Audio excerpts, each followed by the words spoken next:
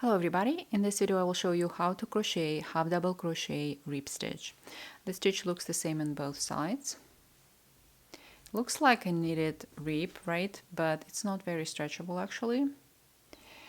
It's made in rows like that vertically. You can use this stitch to finish a sweater, to make a bottom rib band or sleeve cuffs. You can make a rib band for a hat. So you first make the band and then you start your garment or your accessory, if it's a hat, from the side of the rib band. It's also possible to first make the sweater and then make the rib band, and while you're making it, join it as you go to the edge of your sweater. I've done it before, it's not hard to do. So let's begin. Let's start making a foundation cord for our stitch. We're leaving a tail about 3 times the length of our foundation. So I'm going to make 10 stitches, that's about how much I need. Making a slip knot. That's the tail up front. That's the first foundation stitch, and I have a separate video for the foundation cord, by the way. 2,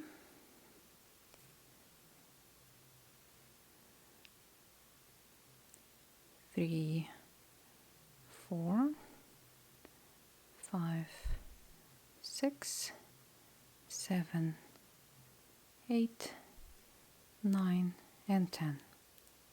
Chain 1, which does not count as a stitch, and we are starting row 1. We're going to make 10 half double crochet stitches in each stitch of the foundation cord, and I'm using American crochet terminology. And the first stitch is in the same stitch or the first stitch of the foundation cord. You can also make a chain foundation if you prefer. Once I learned how to make foundation cord, I never made a single chain foundation, I think, because the cord is so much prettier. So much better looking guy. Okay, 4, 5, 6, 7,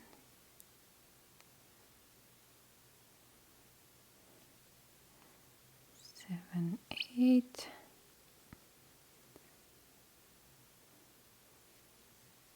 9, and 10. 10 half double crochet. I'm making again chain 1, turning chain 1, which does not count as a stitch, and we're turning, I guess it's called counterclockwise, right? Correct me if I'm wrong. Alright, always turn this way after each row.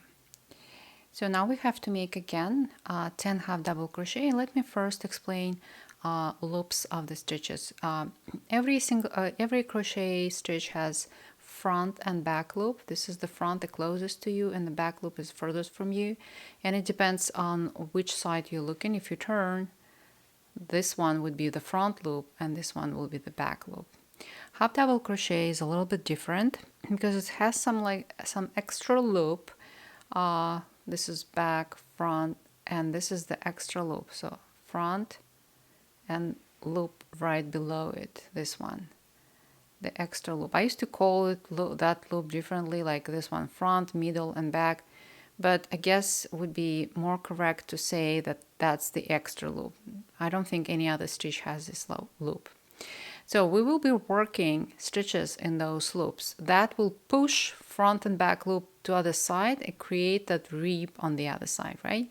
So let's start with first half double crochet. That's the loop in which we will make that stitch. That's the first one.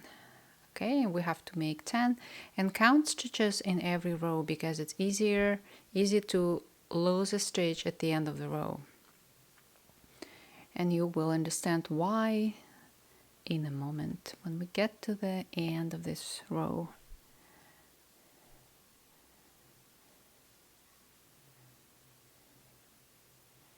So I'm working in extra loops. That's my 9th half double crochet. And now I have to make the last half double crochet, and that's a little bit tricky. You have to find the loop in which to make that stitch.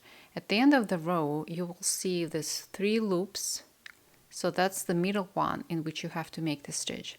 It's easy to see with this yarn, it's kind of heavy, big yarn.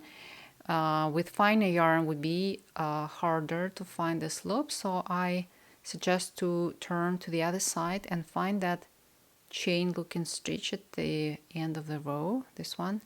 And then you carefully turn, you see that loop here at the back, it's like a back reach of that chain. That's the loop in which you have to make the stitch. It would be easier to spot as you progress and you kind of train your eye to see it, but at the beginning it's useful to turn and find that chain looking stitch on the other side and locate that loop at the back of it to make your stitch into. So again, we completed the row 2, chain 1 does not count as a stitch. We are turning the same way and again making 10 half double crochet stitches, counting to make sure we don't lose any. I cannot tell you how many times I found myself with less stitches after a few rows and I had to unravel. So don't repeat my mistake.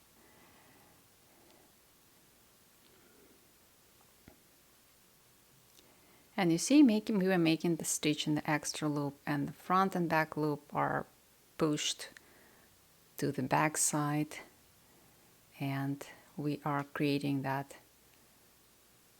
chain looking row on the other side. And we have to make the last stitch here. Again, let's see, these are 3 loops at the end of the row and the middle one in which we have to make the stitch. Let's check. Here we see that chain looking stitch. Turning carefully to the other side. That's the loop behind that stitch. And the one in which we have to make the last half double crochet.